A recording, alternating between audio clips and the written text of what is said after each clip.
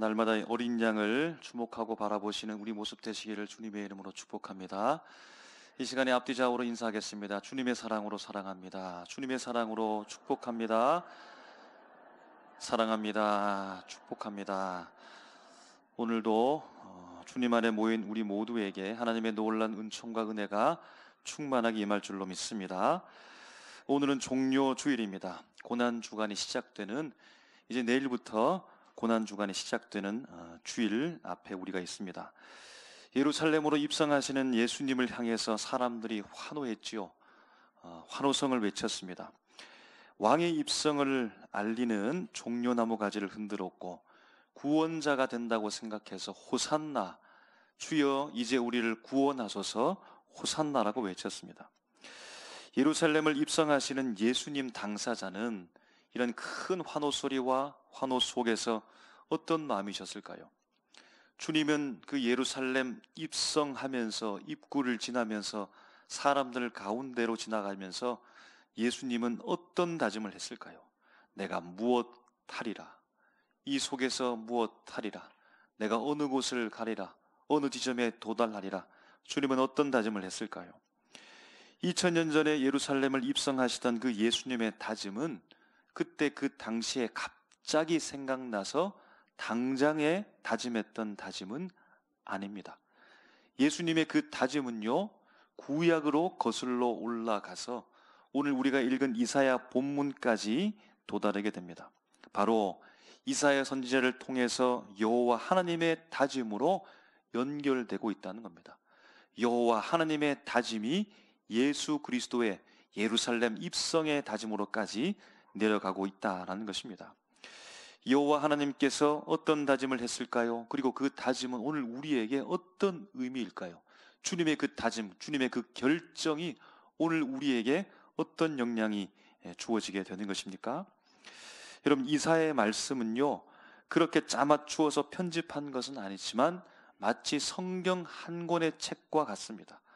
우리 성경이 총 66권에 구약 39, 신약 27권인 것처럼 이사야 말씀도 총 66장에 반으로 나누어서 39장까지, 그리고 40장부터 66장까지 27장으로 그렇게 구분된다는 겁니다.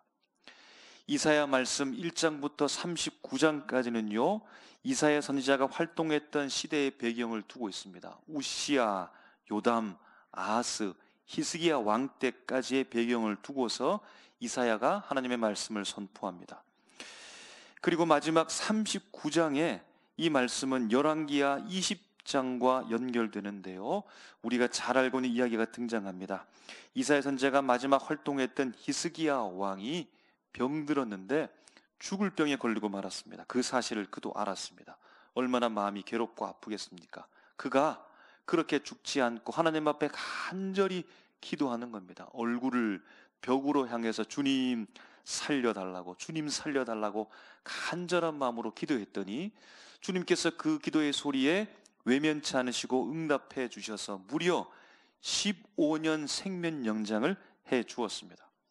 여러분, 지금까지 히스기야 왕이 살아온 것도 하나님의 은혜였는데 덤으로 살아가게 되는 그 15년의 세월도 얼마나 감격과 은혜이겠습니까? 그러면 은혜로 시작해서 은혜로 계속해서 살아야 되는데 빈틈 속으로 들어오는 죄악의 유혹들에 그만 그도 미혹되고 말았습니다.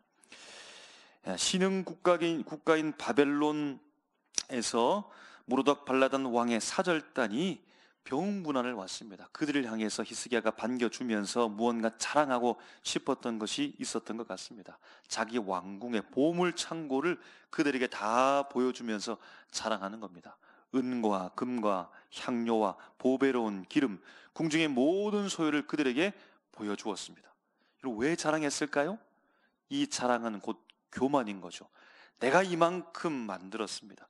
내가 이만큼 모았습니다. 내가 이처럼 부한 자로 능력 있는 자로 살아가고 있습니다라고 자기의 공로를 그렇게 교만하게 그들에게 자랑했는데, 하나님께서는 이사야 선지자를 통하여서 히스기야에게 심판 예고를 하는 겁니다. 네가 보여주었던 그 모든 궁중의 그 보화 보물들은 바로 바벨론의 사절단, 그 바벨론으로 다 옮긴 바 될 것이다 라고 심판 예고를 하시는 겁니다. 이렇게 이사야 말씀 39장 말씀이 끝나고 이제부터는 40장부터는 바로 심판과 하나님의 위로와 하나님의 회복의 말씀이 바벨론 포로의 그런 배경을 두고서 말씀이 진행되는 겁니다. 그러니까 이사야 전체 말씀에서 1장부터 39장 말씀은 현실입니다. 현실에서 주어지는 하나님의 말씀이었고 40장부터 66장까지의 말씀은 아직 일어나지 않은, 그러나 일어나게 될 바벨론 포로의 사건을 배경에 두고서 마치 그 일이 지금 일어나고 있는 것처럼 말씀을 기록해 놓은 것이 40장부터 66장까지고 오늘 우리가 읽은 본문의 말씀, 그 속에 포함되어져 있는 50장의 말씀입니다. 우리가 읽은 50장 말씀, 이 말씀은 화자, 곧 말하는 자가 계속해서 바뀌어 갑니다. 연이어서 바뀝니다. 그런데 듣는 사람 청자는 고정되어 있습니다. 누가 이 말씀을 듣고 있을까요? 누가 이 말씀을 받아야 되는 것입니까? 그때 당시를 살아가고 있는 이스라엘 백성이며, 이 말씀은 앞에서 말했듯이 미래를 향해 열린 말씀이므로 확장되어져서 오늘 우리에게 주시는 하나님의 말씀으로 말씀되어져 있다라는 겁니다. 본문을 보면 여러분 성경책에 잘 구분해서 안내해 주었을 것입니다. 1절부터 3절까지 여러분 구분됐지요? 4절부터 9절까지 단락했을 것입니다. 그리고 마지막 10절에서 11절까지 구분해 놓고 이 말씀이 말씀하고자 하는 바가 무엇인지 합당한 내용의 메시지로 잘 안내해 주고 있습니다. 먼저 1절부터 3절 말씀의 부분을 보면 여러분 이 말씀에서는 누가 지금 말씀하고 있는 걸까요? 우리가 1절을 보면 쉽게 알 수 있습니다. 1절에 나 여호와가 말한다 라고 말해줍니다. 바로 나 여호와 하나님이 이스라엘 백성에게, 그리고 오늘 우리에게 말씀하신다는 겁니다. 주님이 무슨 말씀을 할까요? 내가 너희의 어미를 내보낸 것이 아니다. 이혼 증서가 있는지 한번 찾아보라, 확인해보라. 없다는 겁니다. 또한 내가 너희도 팔아버린 것이 아니다 라고 말합니다. 미래에 있을 바벨론 포로의 상황에 대해서 말씀하고 있는 겁니다. 오늘 말씀에서 여러분 주목해야 될 것은 이혼, 팔았느냐라고 이 말씀이 가지고 있는 의미입니다. 무엇입니까?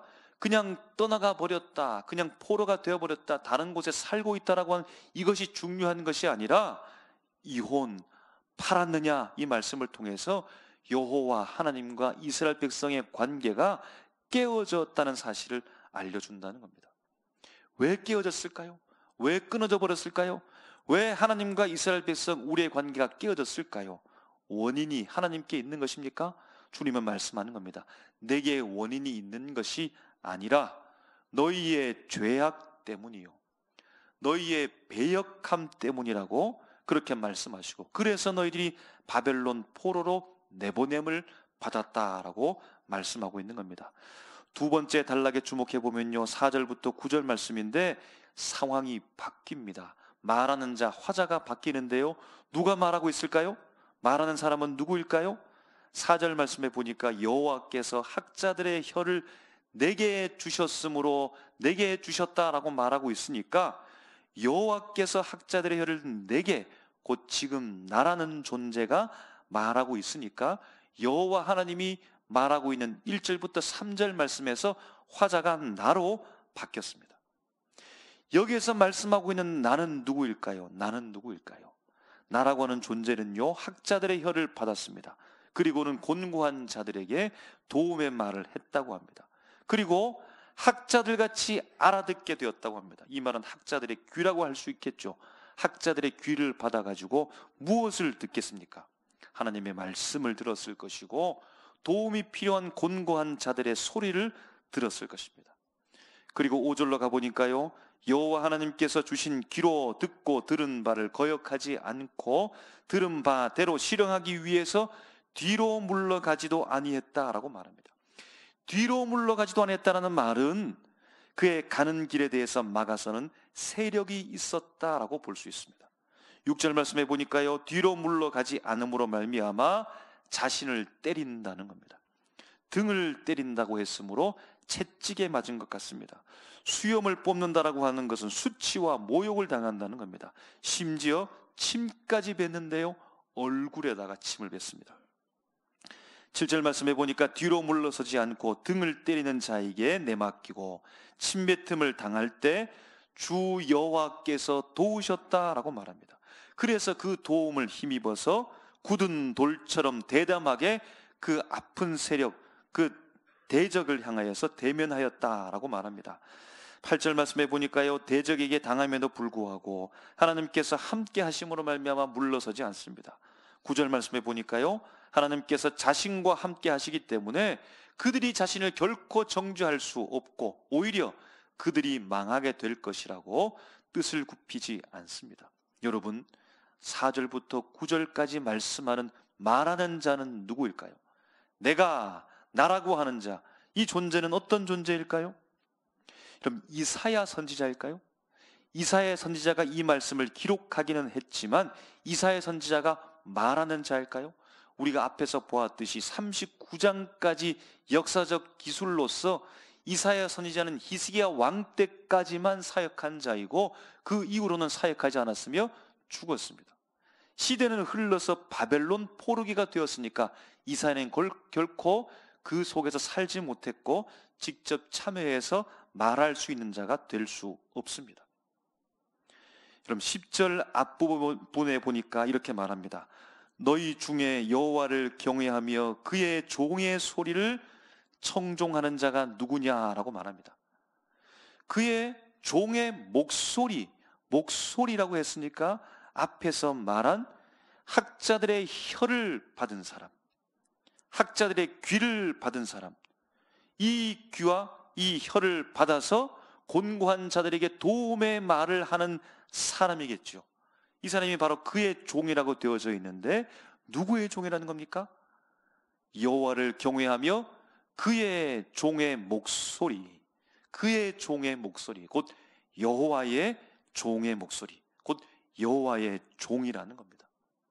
그러므로 4절부터 9절까지 말하는 화자는 여호와의 종임을 알 수 있습니다.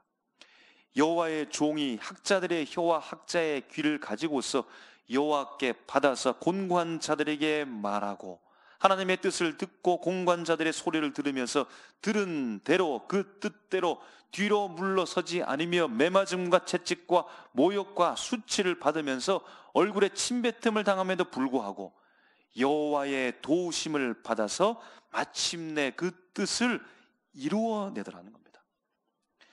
여러분, 이처럼 말하는 자, 그 일을 이루는 자가 누구이죠? 누구입니까? 바로 메시아를 일컫는 것이고 그리스도, 오늘날의 예수 그리스도라는 사실을 우리가 알 수 있겠습니다. 그래서 10절에서 11절에서 이사야 선지자가 화자가 되어져서 말하는 자로 되어서 너희가 여호와의 종의 소리를 들으라는 겁니다. 여호와 하나님의 그 말씀을 의지하라고 이스라엘 백성에게, 그리고 오늘 우리에게 말씀하고 선포하고 있다는 겁니다. 11절 말씀 마지막을 이어가면서요, 스스로 불을 피워서 몸을 따뜻하게 하고 앞을 보려고 하는 자는 잠깐 타오르는 것 같은, 그러나 꺼질 수밖에 없는 횃불 앞에 있는 것처럼 여전히 고통받게 될 것이다 라고 말씀으로 경고하고 있는 겁니다. 여러분, 그런데 한 번 더 생각합니다. 왜 메시아는, 왜 그리스도는 바벨론 포로 상황 속에서 내보내진 이스라엘 백성을 회복하는 데 있어서 종의 방식을 선택했냐는 겁니다. 왜 그리스도는, 왜 메시아는, 왜 예수 그리스도는, 왜 하나님은 종의 방식을 선택하셨는가 하는 겁니다. 꼭 종의 방식이어만 하나요? 왜 종의 방식, 그 결정을 하신 겁니까? 그럼 종의 방식을 선택함으로 말미암아 종의 모습으로 오신 그 모습을 보면서 이런 마음이 기쁜 사람이 있습니까? 축제와 같이 이런 우리 마음이 기쁘게 됩니까? 그 모습을 보면서 답답합니다. 나도 꽃같이 억울해집니다. 마음이 불편해집니다. 종이 아니라 주인의 방식이면 좋지 않을까요? 그럼 그 모든 상황들을 다 지배하고 알 수 있고 주도할 수 있는 주인처럼 주인으로 오셨으면 우리 마음이 불편하지 않게 되는 것 아니겠습니까? 그럼 종의 방법이 아니라 왕의 방식은 어떨까요? 왕의 방식이 제일 좋겠죠. 큰 힘을 가지고 높은 곳에 군림하면서 모든 것을 다 명령 하나로 말 하나 다 해치울 수 있는 그 권위와 권력을 가지고서 그렇게 오셨다면 그 모습을 바라보면서 우리도 뿌듯했을 텐데 말입니다. 그럼 종의 방식이 아니라 장군의 방식은 어떨까요? 칼과 창을 휘두르면서 전장을 지휘하고 단칼에 모든 사람이 다 무너지는 영화의 영웅처럼 히어로처럼 그렇게 메시아가 장군의 방식으로 왔다면 얼마나 좋을까요? 우리 가슴이 뻥 뚫리지 않겠습니까? 그런데 왜 하나님께서는 주인의 방식, 왕의 방식, 장군의 방식이 아니라 종의 방식을 결정했을까요? 왜 하나님께서는 힘없고 약하고 무기력한 종의 방식을 다짐했을까요? 왜 종의 방식을 결심하고 결정하셨을까요? 그럼 1절에서 우리가 보았던 말씀대로 화자로서 말씀하시는 분으로서 여호와 하나님께서 그 속에 관계로서 자신의 위치를 정립하고 우리에게 알려주시는 하나님의 메시지가 있습니다. 다음과 같은 표현을 통해서죠, 너희의 어미라고 말합니다. 그리고 이혼 증서라고 말하죠. 그럼 너희의 어미를 내보낸 이혼 증서. 그럼 이 한마디를 통해서 하나님께서 이들과의 관계를 결정하시는 순간입니다. 아버지와 어머니와 자녀라고는 관계인 거죠. 아버지는 누구일까요? 말씀하시는 여호와 하나님이고, 어머니는 살아가고 있는 이스라엘 땅, 이스라엘 나라이고, 자녀는 누구일까요? 1장부터 3장까지 4장부터 4절부터 9절까지 10절 11절까지 화자들은 계속 변하지만 줄곧 변하지 않고 듣는 자로서 고정되어 있는 이스라엘 백성, 미래를 향해 펼쳐져 있는 우리가 듣는 자, 바로 우리를 향하여서 자녀라고 말씀하고 있다는 겁니다. 그럼 이 관계 안에서 지금 무슨 일이 일어나는 겁니까? 이스라엘 백성을, 우리를 하나님의 자녀 삼으시기로 결정하기 위해 메시아 예수 그리스도를 여호와의 종으로 삼으시겠다고 결정했다는 겁니다. 여호와의 종의 방식과 그 결정은 하나님의 아들 독생자 예수 그리스도를 종으로 삼으시고, 우리가 포로 되어졌고 우리가 죄와 사망의 포로가 되어졌고 종이 되었는데 나를 자녀로 삼으시겠다고 하는 결정이 바로 거기에 들어있다는 겁니다. 우리의 죄, 나의 죄를 종에게, 여호와의 종에게 내맡기고, 그래서 죽게 하고 나를 살리는 하나님의 자녀 되게 하기 위한 결정이 바로 여호와 종에 대한 결정이라는 겁니다. 그래서 우리가 하나님의 자녀 되었고, 그래서 우리가 하나님의 자녀로서 이 시간에 살아가고 주님 앞에 나올 수 있다는 겁니다.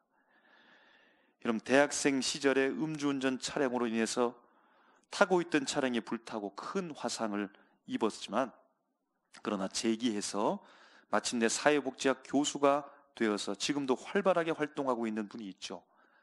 지선아 사랑해라고 하는 책의 저자 이지선 교수를 여러분 알 겁니다. TV 프로그램에서 인터뷰하는 중에 이런 말을 했습니다. 그때 당시에 화상 치료를 하면서 고통하는 중에 엄마에게 하는 말입니다. 엄마 인생이랑 내 인생이랑 바꿀 수 있다면 엄마가 좀 바꿔줄 수 있나요? 라고 물었답니다. 아마 엄마는 선뜻 대답했을 것입니다. 고민을 1분 1초도 하지 않았을 것입니다. 엄마는 말합니다. 바꿀 수만 있다면 1000번이고 10,000번이고 엄마는 바꿔주시라고 했습니다. 엄마는 말합니다. 화상의 아픔, 치료의 고통 속에서 딸이 몸을 웅크리고서 그 고통을 참지 못해서 이를 달그락 갈고 있는 그 모습을 바라보면서, 그 딸을 바라보면서 이런 말을 했다라는 겁니다. 여러분, 어머니의 사랑이 얼마나 위대한지 알고 계시죠? 하늘보다 높고 넓으며 우주보다 광대하고 땅보다 드넓고 바다보다 깊은 것이 바로 어머니의 사랑인데, 그럼 그 깊은 어머니의 놀라운 사랑도 현실을 바꾸지 못합니다.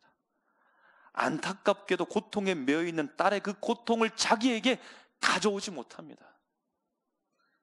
자기의 삶과 딸의 삶을 맞바꾸지 못한다는 겁니다. 그런데 그럼 이 고통을 바꿔버린 사건이 여호와의 종의 사건이라는 겁니다.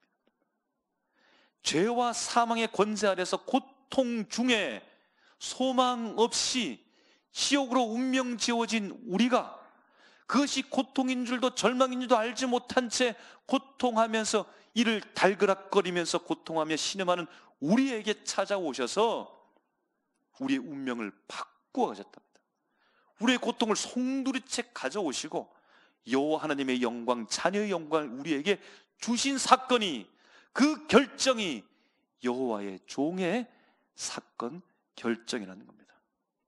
메시아가 그래서 종이 되신 겁니다. 그래서 그리스도가 십자가에서 고통을 당하신 겁니다. 그것이 바로 하나님의 결정이라는 사실입니다. 여러분 믿으십니까? 여러분 지금도 우리 예수 그리스도께서는 성령을 통하여 학자의 혀를 가지시고 곤고한 우리를 향하여 말씀하십니다. 너의 고통을 나에게 달라고 말씀하십니다. 신음하는 우리에게 주님께서는 말씀하십니다. 지친 우리에게 찾아오셔서 위로하십니다. 거친 세상에서 상처받은 우리를 주님께서는 위로하십니다. 떠안으십니다. 고통을 떠안으십니다. 하나님의 자녀로 살아가라고 우리에게 말씀해 주고 있다는 사실입니다. 여러분 우리가 죄의 형벌로서 십자가 고통에서 모든 살과 피를 찢기고 흘리면서 우리가 고통을 받아야 되는데 맞바꾼 사건이 여러분 여호와의 종의 사건, 십자가의 사건이라는 사실을 여러분 기억하시고 그 은혜를 붙잡고 살아가시기를 주님의 이름으로 축복합니다. 오늘 종료주일, 여러분 내일부터 고난주간이 시작됩니다. 여러분 시간은, 세상 시간은 똑같이 흘러가지만 그러나 믿음의 사람들은 이 절기를 통하여서 맞바꾸신, 나와 맞바꾸신 그 하나님의 은혜를 여러분 깊이 묵상하시고 내가 받은 이 자녀의 특권이 얼마나 소중하고 얼마나 큰 대가를 치르시고 내가 이렇게 자유의 몸으로 살아가고 있는지를 여러분 절실하게 느끼셔서 그 은혜가 우리 속에 잊혀지지 않는, 정말 하나님의 말씀이 깊이 새겨져서 일평생 동안 하나님의 은혜 붙잡고 살아갈 수 있는 우리 모습 다 되시기를 주님의 이름으로 축복합니다. 기도하겠습니다.